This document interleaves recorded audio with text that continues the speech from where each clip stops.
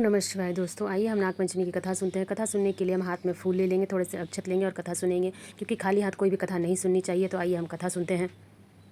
प्राचीन काल में एक सेठ जी थे जिनके 7 पुत्र थे और सातों के विवाह हो चुके थे। सबसे छोटे पुत्र की पत्नी श्रेष्ठ चरित्र की और सुशील थी, परंतु उसके भाई नहीं थे। एक दिन उस घर की बड़ी बहू ने घर लीपने के लिए पीली मिट्टी लाने के लिए बहुओं के साथ चलने को कहा, तो सभी एक साथ डालियाँ और खुरपी लेकर मिट्टी खोदने के लिए निकल पड़ी। जब बहुएं मिट्टी खोद रही थी तभी वहाँ एक सर्प निकला, जिसे बड़ी बहू खुरपी से मारने लगी। यह देखकर छोटी बहू ने उसे रोका और कहा, इसे मत मारो, यह बेचारा निरपराध है। यह सुनकर बड़ी बहू ने उसे नहीं मारा। तब वह सांप एक और जा बैठा। तभी छोटी बहू ने उसके कहा कि अभी लौट कर आती हूँ, तुम यहाँ से जाना मत। इतना कहकर वह सबके साथ मिट्टी लेकर चली गई और कामकाज में फंसकर सर्प को जो वादा किया था उसे भूल गई। दूसरे दिन वह बात याद आई तो वह सबके साथ लेकर वहां पहुंची। सर्प अभी भी उसी स्थान पर बैठा था, जिसे देखकर छोटी बहू बोली, सर्प भैया नमस्कार। सर्प ने कहा, तुम भैया कह चुकी है इसलिए तुझे छोड़ देता हूँ, नहीं तो झूठी बात कहने के कारण मैं तुझे अभी तक डस लेता। वह बोली, भैया मुझसे भूल हो गई, उसकी क्षमा मांगती हूँ। तब सर्प बोला, अच्छा तू आज से मेरी बहन है और मैं तेरा भाई, तुझे मुझसे जो मांगना है मांग ले। वह बोली, मेरा कोई भाई नहीं है, अच्छा हुआ तुम मेरे भाई बन गए। कुछ दिन व्यतीत होने पर वह सांप मनुष्य का रूप रखकर उसके घर आया और बोला कि मेरी बहन को भेज दो। सबने कहा, इसका तो कोई भाई नहीं है, फिर तुम कौन हो? तब वह बोली, मैं दूर के रिश्ते का भाई हूँ, बचपन से ही बाहर चला गया था। उसके विश्वास दिलाने पर परिवार के लोगों ने छोटी बहू को उसके साथ भेज दिया। उसने मार्ग में बताया कि मैं वही सर्प हूँ, इसलिए तुम डरना मत और जहाँ चलने में कठिनाई हो वहाँ मेरी पूँछ पकड़ लेना। छोटी बहन ने वैसा ही किया और इस प्रकार वह उसके घर पहुँच गया। सर्प के घर में धन ऐश्वर्य देखकर वह चकित हो गई। इस तरह से वे उसके घर में रहने लगी। एक दिन सर्प की माता ने उससे कहा, मैं एक काम से बाहर जा रही हूँ, तुम अपने भाई को ठंडा दूध पिला देना।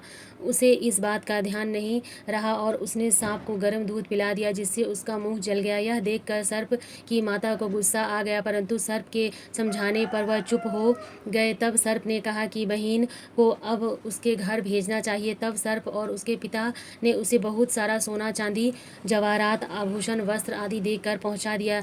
इतना ढेर सारा धन देखकर बड़ी बहू उससे जलने लगी और कहने लगी कि तेरा भाई तो बड़ा धनवान है, तुझे तो उससे और भी धन लाना चाहिए। सर्प ने जब यह वचन सुना तो उसने सब वस्तुएं सोने की ला कर दे दी। यह देखकर बड़ी बहू ने कहा, इन वस्तुओं को झाड़ने की झाड़ू भी सोने की होनी चाहिए। तब सर्प ने झाड़ू भी सोने की ला कर दे दी।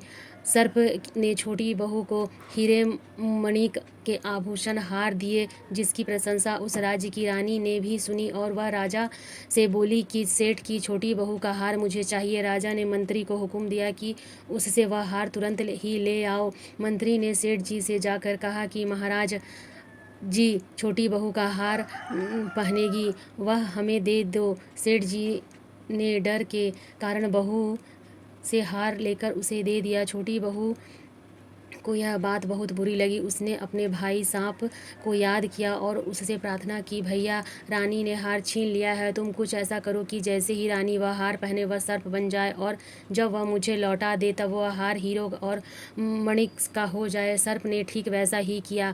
जैसे ही रानी ने हार पहना वह सांप में बदल गया। यह देखकर रानी चीख पड़ी और डर गई। यह देखकर राजा ने सेठ के पास खबर भेजी कि छोटी बहू को तुरंत भेजो। सेठ जी स्वयं छोटी बहू को लेकर राजा के दरबार में उपस्थित हुए। राजा ने छोटी बहू से पूछा कि तूने क्या जादू किया है, मैं तुम्हें दंड दूंगा। छोटी बहू बोली, राजन क्षमा कीजिए, ये हार ही ऐसा है कि मेरे गले में हीरो और माणिक का रहता है और अगर कोई इसे पहनता है तो उसके गले में सर्प बन जाता है। यह सुनकर राजा ने वह सर्प बना हार उसे देकर कहा, अभी पहनकर दिखाओ। छोटी बहू ने जैसे ही हार पहना वैसे ही हीरे और मणि का हार हो गया। देखकर राजा ने प्रसन्न होकर उसे बहुत सी मुद्राएं भी पुरस्कार में दी। छोटी बहू वह अपने हार और इन सहित घर लौट आई। इसे धन को देखकर बड़ी बहू ईर्ष्या के कारण उसके पति को सिखाए कि छोटी बहू के पास कहीं से धन आया है। यह सुनकर उसने पति ने अपनी पत्नी को बुलाया और कहा कि ठीक ठीक बताओ, यह धन कहाँ से आया है।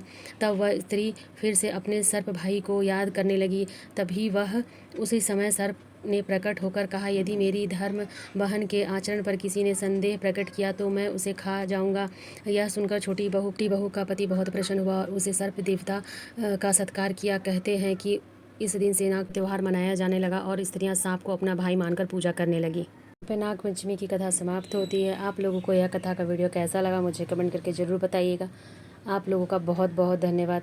इसके बाद हमने हाथ में जो फूल लिया था उसे भगवान को समर्पित कर देंगे और अपने घर परिवार की सुख शांति के लिए भगवान से प्रार्थना करेंगे। और नाग पंचमी की पूजा हमारी पूरी हुई। आप लोगों का बहुत बहुत धन्यवाद। फिर हम आरती करेंगे और हमारी पूजा पूरी हो जाएगी। धन्यवाद दोस्तों।